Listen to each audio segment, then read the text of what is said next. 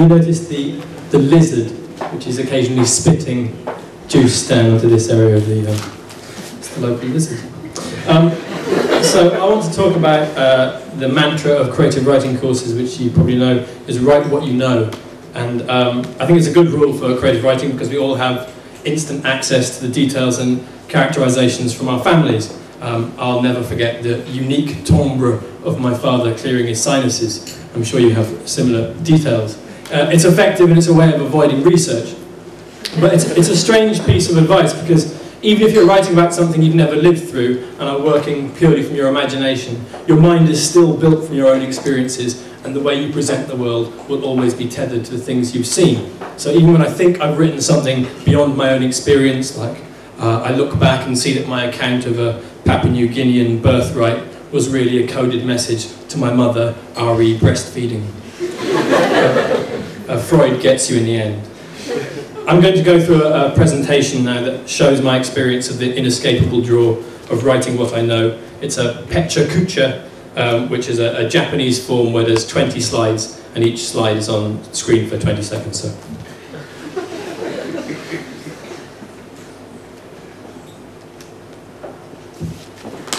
When I was young, I used to make my own computer games. Looking back, they usually reflected the things going on in my life at the time. I was 11 years old. The first text adventure I wrote was called Depression, a game where the only outcomes were different kinds of suicide. This was my sensitively judged response to the fact that members of my family suffered from depression. I also made a precursor to Grand Theft Auto called Joyrider, which you can see here. It is, to quote the instruction manual, an action-packed extravaganza of carnage across 4 massive, gore-filled levels. That's right, 4 levels. It proved such a hit with John Murner, a boy from my class, that I made a sequel, Joyrider 2. During the 90s, Swansea was the car crime capital of the UK. At night, I used to get woken by the stolen cars squealing down the steep cobbled hill at the end of my road. Clearly, my Commodore 64 allowed me to take bits of my life and turn them into games. But the flip side is that while I was making these mirror worlds, I was also determinedly antisocial, spending days at a time in my room. On Christmas Eve '91, I was given Turrican 2 for the Commodore 64. Here's how it looked from the box. Fucking awesome! I played Turrican 2 solidly for 24 hours and just before lunch on Christmas Day, having destroyed hordes of robotic fish, having saved the planet Katakis, I finished the game. And amazingly, there is no difference between this image and the actual in-game graphics. I walked down from my attic room in a warm, universe-preserving glow, expecting to enter the lounge and be hailed a hero. Joe, you saved Christmas. With the air of a World War II veteran finally reunited with his family, I kicked open the door to the kitchen and stepped inside. My mum was chopping red cabbage. I waited for her to notice me. I took a step closer and made a subtle noise. She carried on chopping. Mum, I just finished Turrican 2. I let the words sink in. She put the cabbage in a deep pan with some red wine. Mum, I saved the planet Katakis. Nothing. I destroyed hundreds and hundreds of eyeballs walking on fingers. Sweetheart, can you set the table, please? I couldn't believe it. She was completely unaware how close her feeble planet had come to total destruction. I thought of my own name, uncelebrated, on the high score table. It may have just been sleep deprivation, but I cried. Looking back, I realised that the games I made were my first creative endeavours, attempts to make my own imaginary worlds. Then, when I was 14, me and my friend Dave formed the band Peanuts Are Bad, named after my allergy. Dave's dad was an orthodontist and we used to practice in the attic of his surgery. Dave and I invented drum and bass. He played drums, I played bass. We couldn't get anyone else to join.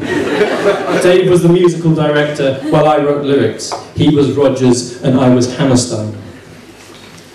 The songs were about the things going on in our lives. It was far more acceptable to be bollocked by Mrs. Osborne, our RE teacher, knowing that the night before you had been singing a 2-minute pop-punk classic about her with the chorus, "Oh, Mrs. Osborne, we wish you never was born."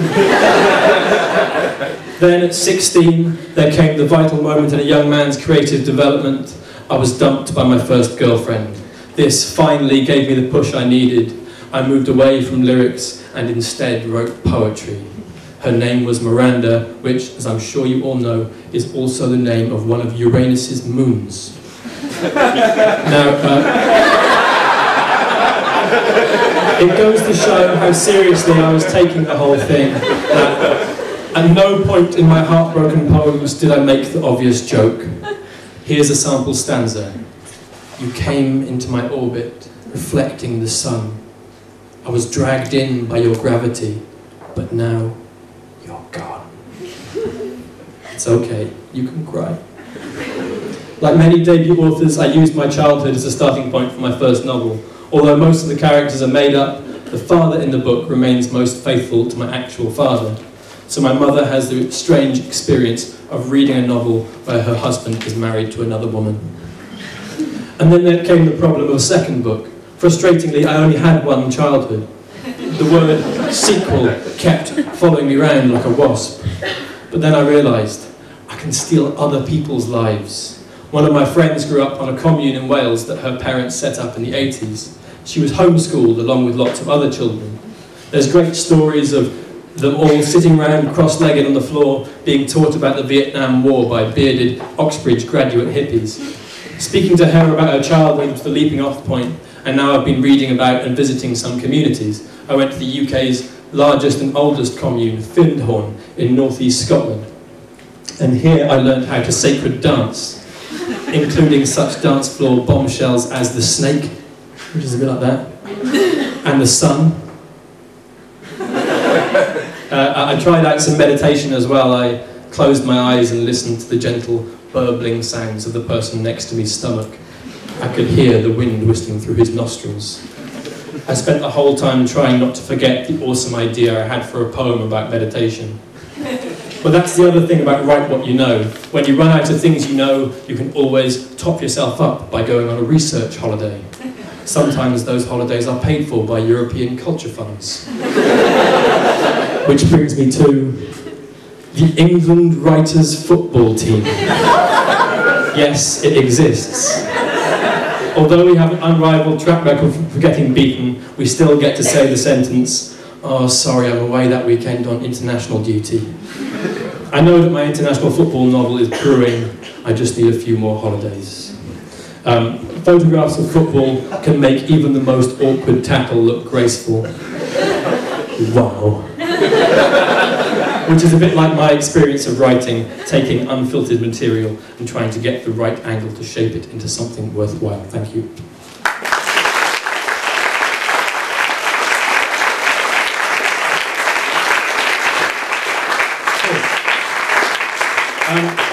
So I'm just going to read a short extract from my novel in progress, which, much as I wish it didn't, still reeks of my own experience.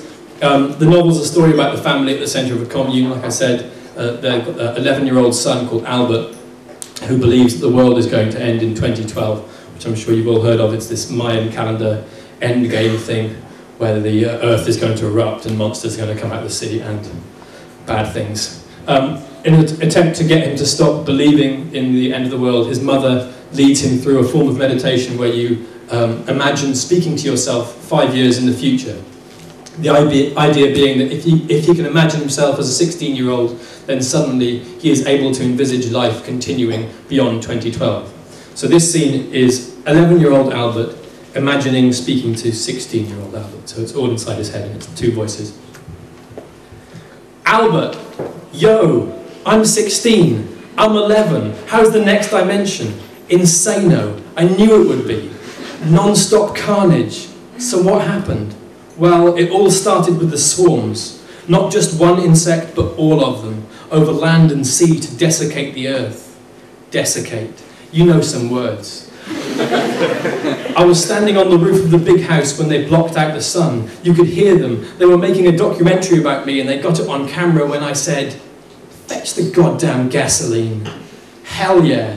Then I poured the gasoline through the woods in a circle around the big house. My henchmen all stood at different points along the circle, each with a box of matches. I went up on the roof and everyone waited for my signal. I knew that the forest would only burn for so long, and we had to time it right so the swarm would pass by before the forest burned itself out. Makes sense. I could see the megaswarm coming over the horizon. Locusts, hornets, wasps, horseflies, mantises, midges, and I was like, hold, hold, and I could hear the scrit, scrit, scrit of the ant armies approaching, carrying hundreds of times their own weight in weaponry, and still I was like, hold, and behind the ants, the legions of ticks, mites, beetles, rolling their ball bearings, even spiders, although not strictly insects, swinging through the trees behind, and still I yelled, hold, hold. Then I said, let's watch this city burn, which was the signal. All of which was on camera, of course. Fuck'ems.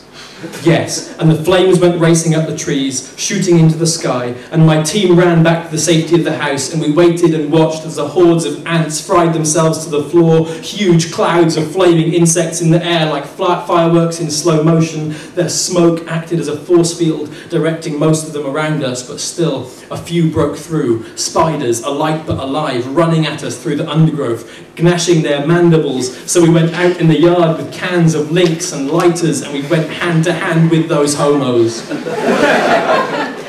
Who won? Well, Boomtown. Exactly. All in the documentary? We. You've learned French? We. Then what? Then we were the only people left on the planet. Your sister was at her boyfriend's house and then at university, so she was dead. No. Sorry, but yes. Everyone else is fine. Mum and Dad and I can do anything we want, like wander around in old libraries and castles and explore hotels. Living in the roundhouse will be really useful training for surviving in dangerous places. Also, it's good for Mum and Dad to practice being apart, because sometimes Dad will have to go off with a flare gun and a sword while Mum constructs a massive tower out of ice and liquid metals. That's pretty cool, but I'm sad about my sister. It was her choice. You tried to explain to her about how wrong she is, and that the world really is going to end, but she won't listen. She's sometimes very insulting. She even tries to kill Mum and Dad by telling them lies about how the world won't end. Didn't she realise that she was wrong and come back to the community just in time? In a fairy tale, maybe, but this is real life, champ. Thanks very much. Cheers. Please welcome to the stage the